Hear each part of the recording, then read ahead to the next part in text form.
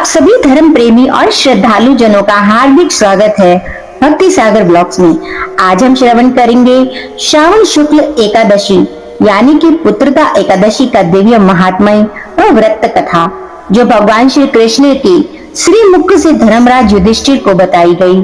और यह कथा केवल संतान सुख ही नहीं बल्कि जीवन को धर्म और सत्य से जोड़ने वाली अमूल्य अमृत धारा है।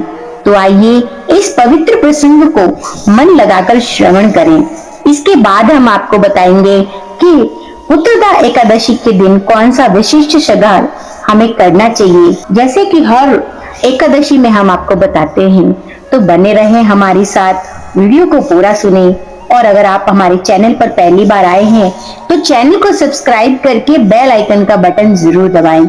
इससे आगे आने वाले इसी प्रकार के धार्मिक कथा कहानी का नोटिफिकेशन सबसे पहले आपको आ सके। तो चलिए शुरू करते हैं। युधिष्ठिर कहने लगे कि हे मधुसूदन, श्रावण शुक्ल एकादशी का क्या नाम है, व्रत करने की विधि तथा इसका महात्म्य कृपा करके कहिए। श्री कृष्ण जी बोले, हे राजन, इस एकादशी का नाम पुत्रदा एकादशी है। अब आप शांति पूर्वक इसकी कथा सुनिए। द्वापर युग के आरंभ में महिष्मति नाम की एक नगरी थी, जिसमें महिजीत नाम का एक राजा राज्य करता था। परंतु पुत्रहीन होने के कारण राजा को राज्य सुखदायक नहीं लगता था। जिसके संतान न हो उसको यह लोक और परलोक दोनों ही दुखदायक होते हैं। पुत्र सुख की प्राप्ति के लिए राजा ने अनेक उपाय किए, परंतु राजा को पुत्र की प्राप्ति नहीं हुई। वृद्धावस्था आती हुई देखकर राजा अपनी प्रजा के प्रतिनिधियों को बुलाकर कहने लगा कि प्रियजनों, मैंने इस जन्म में तो कोई पाप नहीं किया, लेकिन मेरे खजाने में अन्याय से एकत्रित किया हुआ कोई धन नहीं है। ना कभी मैंने ब्राह्मणों तथा देवताओं का धन ही छीना, किसी दूसरे की धरोहर भी मैंने नहीं ली। प्रजा को पुत्र सम्मान पालता रहा। मैं अपराधियों को पुत्र और बांधवों की तरह दंड देता रहा। कभी किसी से घृणा नहीं की, सबको सम्मान माना, सज्जनों की सदा पूजा करता रहा। इस प्रकार धर्म युक्त राज्य करते हुए भी मेरे पुत्र नहीं है, सो मैं अत्यंत दुख पा रहा हूँ। इसका क्या कारण है? राजा महिजीत की इस बात को विचारने के लिए मंत्रीगण तथा प्रजा के प्रतिनिधि वन को गए और बड़े बड़े ऋषि और मुनियों के दर्शन करते हुए राजा के हित की उत्तम कामना की पूर्ति के लिए किसी श्रेष्ठ तपस्वी मुनि को देखते फिरते रहे। एक आश्रम में उन्होंने एक अत्यंत वयोवृद्ध धर्म के ज्ञाता, बड़े तपस्वी, परमात्मा में मन लगाए हुए, निराहार, जितेंद्रिय, जितात्मा, जीत क्रोध, सनातन धर्म के गृढ़ तत्वों को जानने वाले, समस्त शास्त्रों के ज्ञाता महात्मा लोमश मुनि को देखा, जिनका कल्प के व्यतीत होने पर एक रोम गिरता था। सबने जाकर ऋषि को प्रणाम किया और उनके सामने बैठ गए।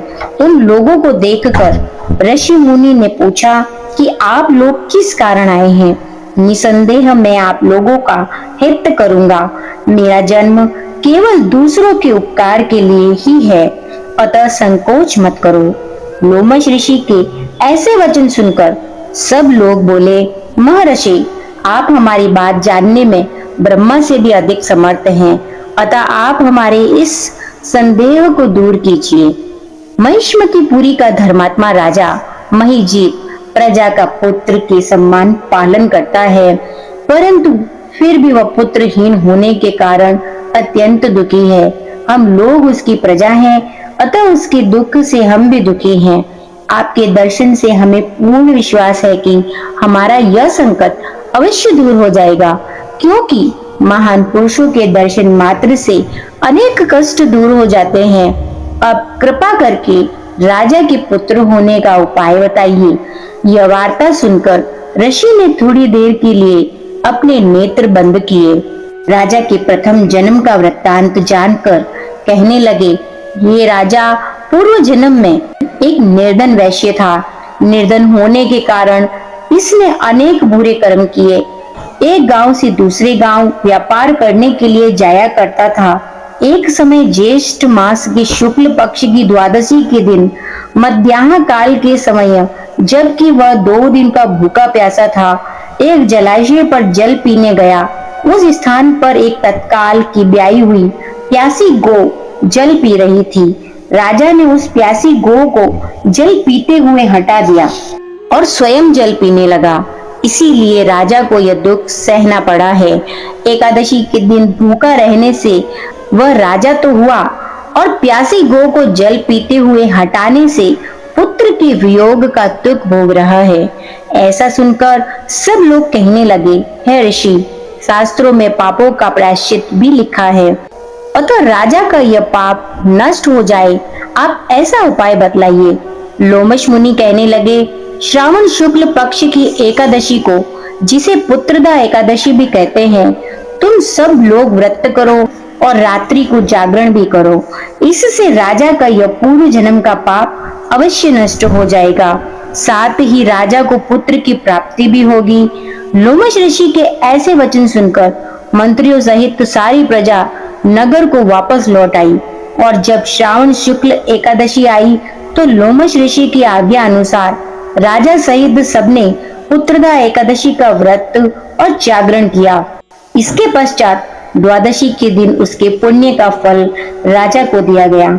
उस पुण्य के प्रभाव से रानी ने गर्भ धारण किया और प्रसव काल समाप्त होने पर उसके एक बड़ा तेजस्वी पुत्र उत्पन्न हुआ।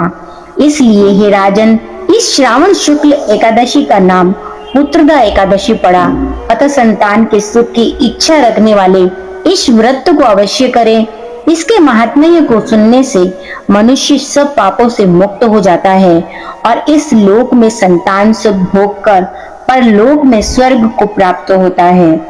इस प्रकार पुत्रदा एकादशी व्रत केवल एक सांसारिक सुख प्राप्त करने का उपाय नहीं, बल्कि यह एक साधना है पूर्व जन्म के पापों से मुक्ति पाने की और भगवान विष्णु की कृपा से अपने जीवन को उज्जवल बनाने की। यदि आपको मेरे द्वारा सुनाई गई यह कथा श्रवण अच्छा लगा हो तो इसे अधिक से अधिक भक्तों तक पहुंचाएं।